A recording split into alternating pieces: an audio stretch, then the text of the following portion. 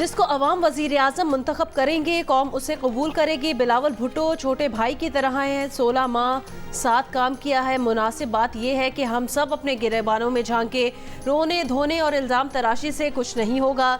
शहबाज शरीफ का chairman peoples party की तनकीद पर जवाब। सदर नून लीग की कोयटा में सारावान हाउस में लश्करी रईसानी और असलम रईसानी से मुलाकात। लश्करी रईसानी को नून लीग में शमूलियत की दावत दे दी। कहा मुल्क को बहरान से निकालने के लिए इश्तराकी अमल ज़रूरी है। बलोचिस्तान की तरक्की के लिए मिलकर काम करना होगा। लश्करी रईसानी ने कहा सूबे के मसाइल सियासी अमल से मुमकिन है, हम इस सियासी अमल का हिस्सा हैं। नून लीग में शमूलियत से मुतालिक बहुत जल्द फैसला करके ऐलान करेंगे। गुज़श्ता रोज़ 30 से ज़्यादा सियासी शख्सियात ने नून लीग में शमूलियत का ऐलान किया। अपने दौरे के दूसरे रोज़ नवाज शरीफ आज कोयटा में पार्टी के सूबाई रहनुमाओं और वर्कर्स से खिताब करेंगे।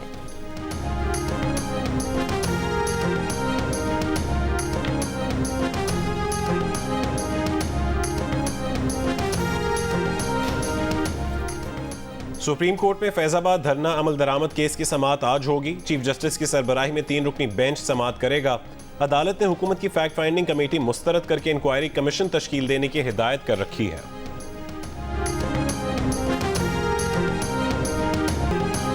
गजा के अल शिफा अस्पताल में घुसने वाली इजरायली फौज अस्पताल के बेसमेंट में दाखिल। इमरजेंसी और सर्जिकल वार्ड्स की तलाशी महफूज करार दी गई। राहदारी से बाहर आने वालों पर इजरायली फोर्सेस की फायरिंग। गजा के अस्पतालों के डायरेक्टर डॉक्टर मुनीर अल बर्श ने कहा कि अस्पताल से इजरायली फौज पर एक गोली नहीं चलाई गई। डॉक्टर्स का मरीजों को छोड़कर अस्पताल से निकलने से इनकार। नौमौलूद और 650 मरीजों समेत तिबी अमले और पनाह लेने वाले हजारों अफराद अस्पताल में महसूर। अस्पताल के अतराफ फायरिंग और धमाके, इजरायली तैयारों की परवाजें।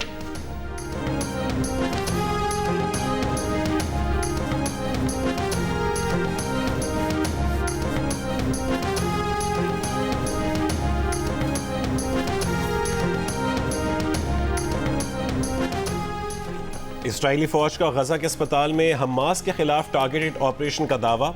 अमेरिका ने कहा है कि अस्पताल पर फजा से हमले या अस्पताल के अंदर लड़ाई की हिमायत नहीं करते। हमास ने अस्पताल पर हमले का जिम्मेदार अमेरिकी सदर बाइडन को करार दे दिया। व्हाइट हाउस तर्जुमान ने हमले से पहले कहा था कि इंटेलिजेंस इत्तला है कि हमास हमलों के लिए अस्पताल को इस्तेमाल कर रही है। हमले के बाद व्हाइट हाउस के बाहर अमेरिकी सदर के खिलाफ मुजाहरा।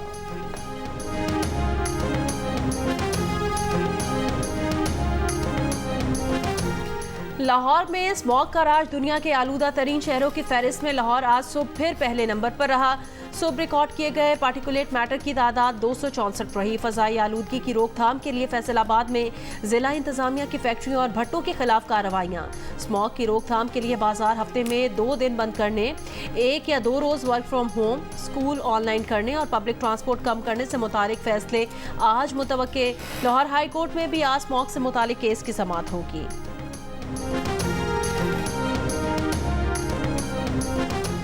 पाकिस्तान और IMF के दरमियान मुज़ाकरात का आज आखिरी दिन। IMF मिशन और मुआशी टीम की जानिब से MEFP ड्राफ्ट आज तैयार किए जाने का इम्कान।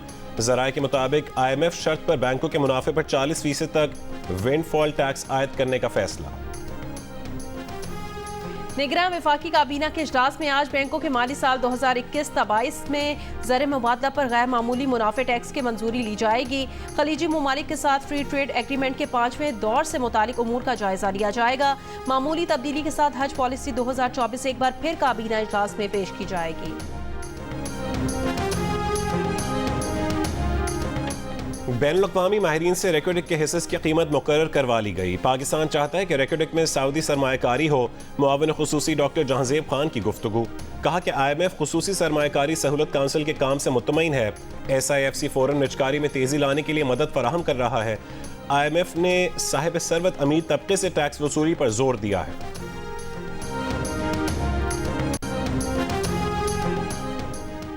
चेयरमैन PTI के जेल ट्रायल को ओपन ट्रायल नहीं कहा जा सकता। पेश की शराइत पूरी करने की कोई दस्तावेजात रिकॉर्ड पर नहीं लाई गई। अगर ऐसी कोई दस्तावेज हैं तो आइंदा समाअत पर अदालत में पेश की जाए। इस्लामाबाद हाई कोर्ट ने साइफर केस के ट्रायल पर आइंदा समाअत तक हुक्म इम्तना जारी करने का तहरीरी फैसला जारी कर दिया। तहरीरी हुक्मनामा जस्टिस मियाँ गुल हसन औरंगजेब और जस्टिस समन रिफत इम्तियाज ने जारी किया। अदालत ने कहा अटॉर्नी जनरल ने बताया वफाकी काबीना ने चेयरमैन PTI के जेल ट्रायल की मंजूरी दी। अटॉर्नी जनरल वफाकी काबीना के फैसले की कॉपी अदालत के सामने पेश ना कर सके।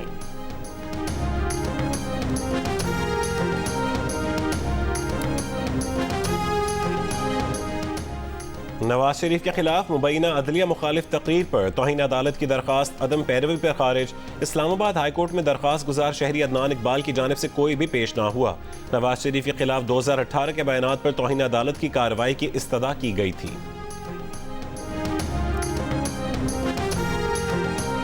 190 मिलियन पाउंड स्कैंडल केस में एहतसाब अदालत ने बुशरा बीबी की अबूरी जमानत में 17 नवंबर तक तौसी कर दी। बुशरा बीबी की जानिब से कोई भी वकील एहतसाब अदालत में पेश नहीं हुआ।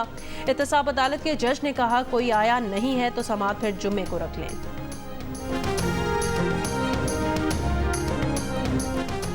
बाबर आजम इस्तीफा देंगे या फैसला बोर्ड पर छोड़ेंगे? जराए का दावा है कि पीसीबी ने बाबर आजम को कप्तानी से हटाने का फैसला कर लिया है। कप्तान की पीसीबी मैनेजमेंट कमेटी के चेयरमैन ज़का अशरफ से मुलाकात आज होगी। तर्जुमान पीसीबी आलिया रशीद का कहना है कि आज बाबर आजम और ज़का अशरफ की मुलाकात के बाद अंदाजा हो जाएगा कि क्रिकेट टीम और मैनेजमेंट के हवाले से क्या तब्दीलियां मुतवक्के हैं। हो सकता है कि हमें बाबर आजम की तरफ से ही उनका फैसला मिल जाए। जराए के मुताबिक टेस्ट, वनडे और T20 के कप्तान बाबर आजम अब बतौर खिलाड़ी खेलेंगे। दौरे ऑस्ट्रेलिया में कप्तानी के लिए शान मसूद और दौरे न्यूजीलैंड में T20 टीम की क़यादत के लिए शाहीन शाह आफरीदी मजबूत उम्मीदवार।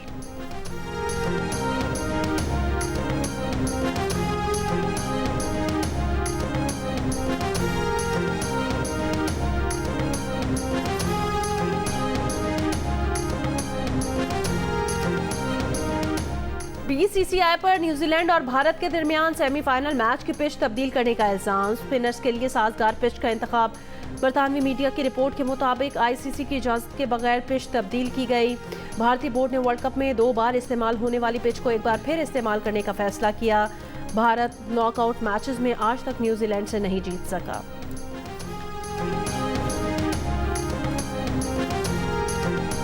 और क्रिकेट वर्ल्ड कप का पहला सेमीफाइनल आज भारत और न्यूजीलैंड के दरमियान मुंबई में खेला जाएगा। लीग मरहले में भारतीय टीम ने कीवीज को 4 विकेट से शिकस्त दी थी। ऑस्ट्रेलिया और जनूबी अफ्रीका के दरमियान दूसरा सेमीफाइनल जुमेरात को खेला जाएगा।